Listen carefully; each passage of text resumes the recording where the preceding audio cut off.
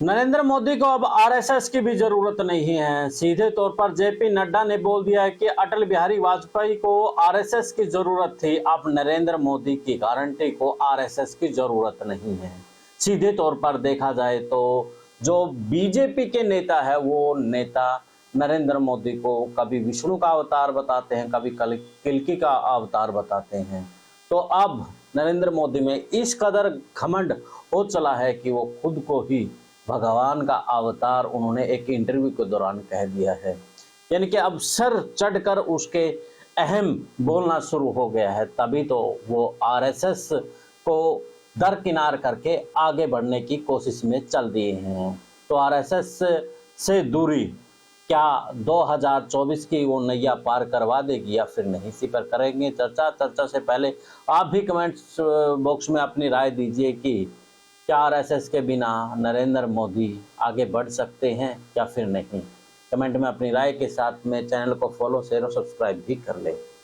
सभी को नमस्कार, राम राम। मैं कुलदीप खंडेलवाल, दावी सप्रेम न्यूज और हरियाणा न्यूज फ्लैश से। 2014 के चुनाव में भाजपा आती है तो सीधे तौर पर आरएसएस की मेहनत की वजह से आती है, क्योंकि आरएसएस का जो संगठन है उसकी जो ब्रांच हैं, शाखाएं हैं, वो ग्रामीण इलाकों तक पहुंची हुई है। और उन्होंने जिस एजेंडा को यानी कि हिंदुत्व के एजेंडा को आगे बढ़ाया है, और अब बीजेपी के कार्यकर्ता की जगह यानी कि आरएसएस का कार्यकर्ता जो स्वयं सेवक समूह है उसका कार्यकर्ता है वो खड़ा मिला। और तभी तो भाजपा 2014 और 2019 की सरकार प्रचंड बहुमत के साथ आती है। लेकिन 2024 के चुनाव में अब एक तरफ मोहन भागवत कांग्रेस की प्रशंसा करते नजर आते हैं, तो दूसरी तरफ जेपी नड्डा कहते नजर आते हैं कि अब हमें आरएसएस की जरूरत नहीं है। अटल बिहारी वाजपेयी तक आरएसएस की जरूरत थी। अब देखा जाए तो आरएसएस को इस तरीके से दूर रखना कहीं ना कहीं नरेंद्र मोदी का अहम बोल रहा है। पिछले दिनों जिस प्रकार से संबित पात्रा ने जगन्नाथ को ही चेला बता दिया, तो इसके अलावा पहले भी नेताओं ने विष्णु का अवतार बता दिया। नरेंद्र मोदी खुद भी कहते नजर आए कि भगवान ने मुझे किसी नेक कार्य के लिए भेजा, यानी कि सिर्फ मुझे उसके लिए चुना है। तो अब अहम होगा भी क्यों नहीं, क्योंकि आए दिनों चुनाव में प्रचंड जीत के बाद हर किसी के अंदर अहम तो आ ही जाता है। अब जैसे नरेंद्र मोदी के अंदर आया हुआ है। नरेंद्र मोदी को पिछले जो 3-4 चुनाव जीते हैं, खासतौर पर राजस्थान, मध्य प्रदेश और छत्तीसगढ़, उसके बाद तो अहम आना लाजमी था।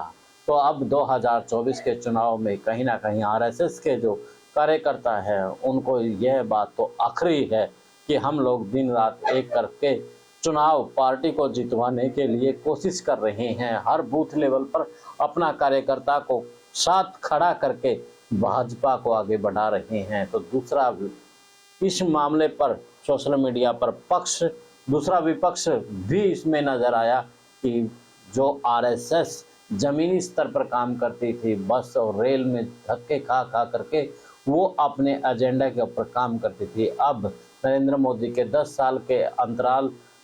साल के कार्यकाल में उन्होंने जो पैसा कमाया, जो सुख सुविधाएं भोगी है, उसके कारण से अब आरएसएस में भी वो जान नहीं रही है। पिछले 10 साल के अंदर उन्होंने जहाज में भी सफ़र किया है, तो महंगी महंगी लग्जरी गाड़ियां खरीद करके उसमें वो चलते मिले हैं। यानी कि कोई भी काम हो तो कहते थे कि बीजेपी के कार्यकर्ता से बने या ना बने, लेकिन संघ के कार्यकर्ता से ये काम जरूर बन जाएगा। लेकिन अब 2024 के अंतिम चरण यानी कि 5 चरण हो चुके हैं, 6ठा चरण कल होगा। तो चरण से पहले आरएसएस को लेकर के नड्डा की जो बयान है वो इस वक्त सुर्खियों में है।